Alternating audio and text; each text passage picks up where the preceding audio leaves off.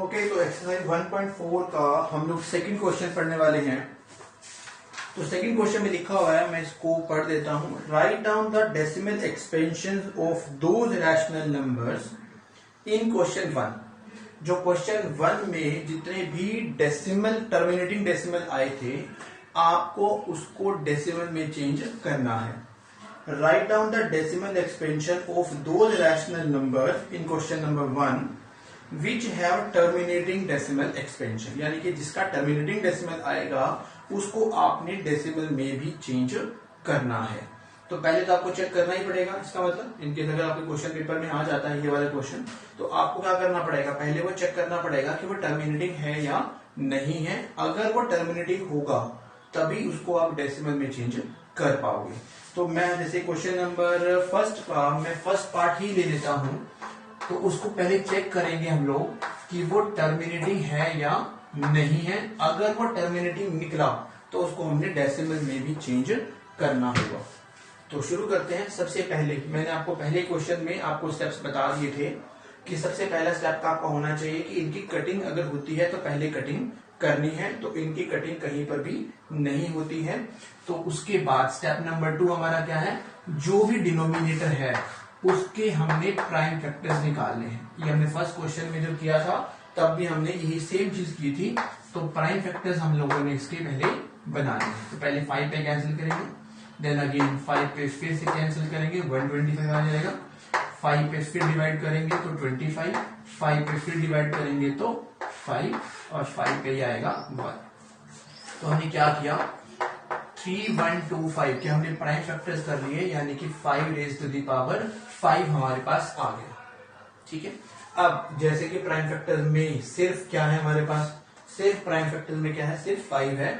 तो मैंने आपको बताया था कि अगर आपके प्राइम फैक्टर में सिर्फ 2 आ जाए, सारे प्राइम फैक्टर ही 2 आ जाए, सारे प्राइम फैक्टर 5 आ जाए, या फिर कुछ 2 आ जाए कुछ 5 आ जाए, चाहे एक 2 आ जाए बाकी 4 5 आ जाए, 2 और 5 के अलावा अगर कोई भी प्राइम फैक्टर्स आता है तो वो होगा नॉन टर्मिनेटिंग। बस इस क्वेश्चन में हमारे पास क्या आ रहा है, 5 आ रहा है, तो इसका मतलब ये टर्मिनेटिंग डेसिमल में ही आएगा। तो आपने बिल्कुल सेम ऐसे लिखना है, एज प्राइम फैक्टर्स ऑफ, आप डिनोमिनेटर भी लिख सकते हो, आप डिनोमिनेटर का नंबर भी लिख सकते हो, as prime factors of denominator या फिर prime factors of 3125 are 5 raise to the power 5, hence 13 upon 3125 is a terminating decimal। Terminating decimal, अब ये टर्मिनेटिंग है तो मुझे इसको डेसिमल में भी चेंज करना होगा। अब उसको ध्यान से देखते हैं कि कैसे करना है। आपने सबसे पहले आपने देखना है कि जो डिनोमिनेटर है उसमें कितने 5 हैं या कितने 2 हैं। चलिए इस क्वेश्चन की बात करें, इसमें सिर्फ मेरे पास 5 है, तो 2 कहीं नहीं है मेरे पास। 5 की कितनी पावर है, यहाँ पर 5 पावर है।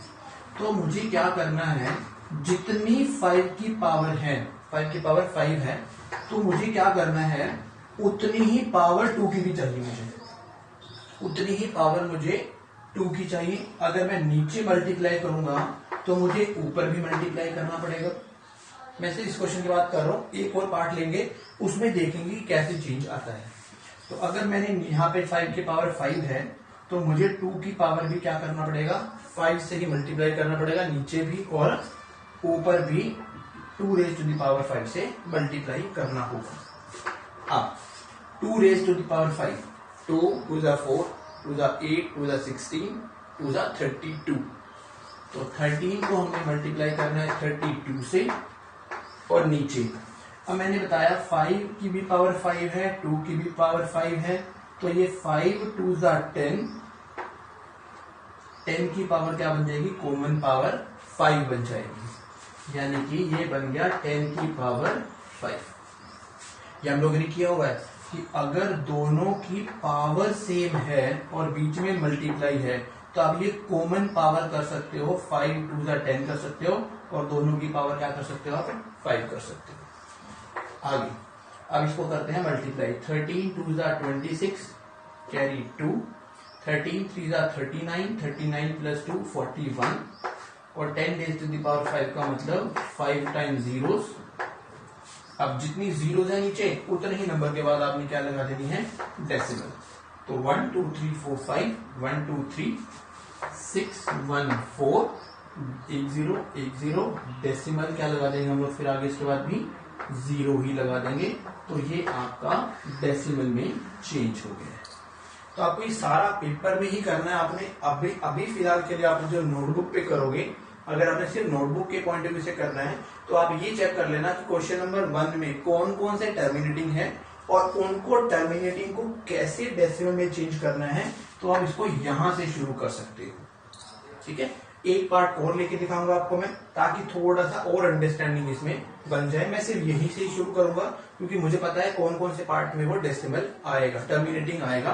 तो आपको बस पहले चेक करना है टर्मिनेटिंग होगा या नहीं होगा। इन केस अगर टर्मिनेटिंग होता है तो ही हमने आगे का प्रोसीजर फॉलो करना है, अदरवाइज नॉन टर्मिनेटिंग वाले केसेस में हमें डेसिमल में चेंज नहीं करना है। ओके, तो क्वेश्चन नंबर 2 का हम लोग 4th पार्ट ले रहे हैं। सेकंड क्वेश्चन के लिए हम लोग फर्स्ट क्वेश्चन का 4th पार्ट, क्योंकि क्वेश्चन नंबर 2 में लिखा हुआ था कि जो क्वेश्चन 1 में जो भी टर्मिनेटिंग डेसिमल आएगा उसको आपने डेसिमल में चेंज करके भी दिखाना है। तो सबसे पहला काम आपका ये चेक करना होना चाहिए कि ये टर्मिनेटिंग है या नहीं है। तो सबसे पहले ये तो मुझे पता है कि टर्मिनेटिंग है, बट एक बार देख लेते हैं कि कैसे टर्मिनेटिंग होगा। तो सबसे पहला स्टेप मैंने आपको बताया था कि अगर आपके न्यूमरेटर और डिनोमिनेटर में कहीं कटिंग होती है तो आपको पहले कटिंग करनी होगी। तो साफ पता लग रहा है कि ये 5 पे कैंसिल हो रही है। तो पहले इसको मैं 5 पे कैंसिल करता हूँ। 5 3 जा 15, 5 2 जा 10 एंड 0, 5 3 जा 15। आगे ये कैंसिल नहीं होता, इसका मतलब हमने इसको लिखा 3/320। अब आपका जो डिनोमिनेटर है उसके आपने बनाने हैं प्राइम फैक्टर्स।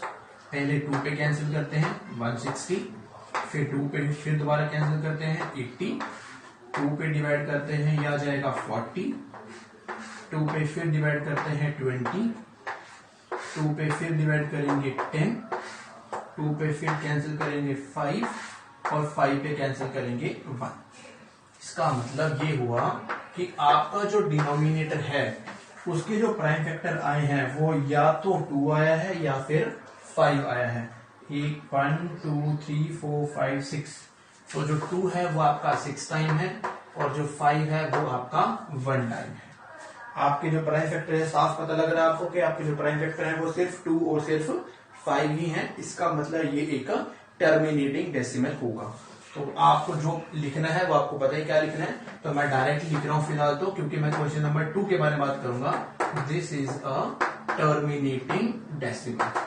इसका मतलब ये हुआ कि ये क्या है, एक टर्मिनेटिंग डेसिमल है, क्योंकि इसके जो प्राइम फैक्टर्स आए हैं डिनोमिनेटर के वो 2 और 5 ही आए हैं और कोई प्राइम फैक्टर इसका नहीं आया। तो अब इसको हमने डेसिमल में चेंज करना कैसे है। 3/। अब आपको करना क्या है, यहाँ पे 2 भी है और 5 भी है। तो आपको करना ये है कि आपकी जो 2 की भी पावर है और जो 5 की भी पावर है वो आपको सेम करनी है। जैसे यहाँ पे 2 की पावर 6 है तो यहाँ पर आपको 5 की पावर भी कितनी चाहिए, 6 चाहिए होगी। तो 6 के लिए आपको क्या करना पड़ेगा, 5 को 5 की पावर 5 से मल्टीप्लाई करना पड़ेगा, तभी ये 5 की पावर 6 बन जाएगा। अगर आप नीचे मल्टीप्लाई करोगे तो आपको ऊपर भी मल्टीप्लाई करना पड़ेगा। अब 3 multiply 5 raise to the power 5, 5 5 जा 25, 25 5 जा 125, 125 5 जा 625, 625 5 जा 3125। तो ये आपका ऊपर तो आ गया 3125 डिवाइड बाय, यहाँ पे 2 की पावर 6 है और यहाँ पर 5 की पावर क्या बन जाएगा, 6 बन जाएगा। तो यहाँ पर भी 2 की पावर भी 6 है और 5 की पावर भी 6 है। तो मैं कॉमन पावर इसको कर सकता हूं, यानी कि दोनों की पावर क्या है, 6 है। आप ऊपर वाले को मल्टीप्लाई कर लेता हूं पहले तो।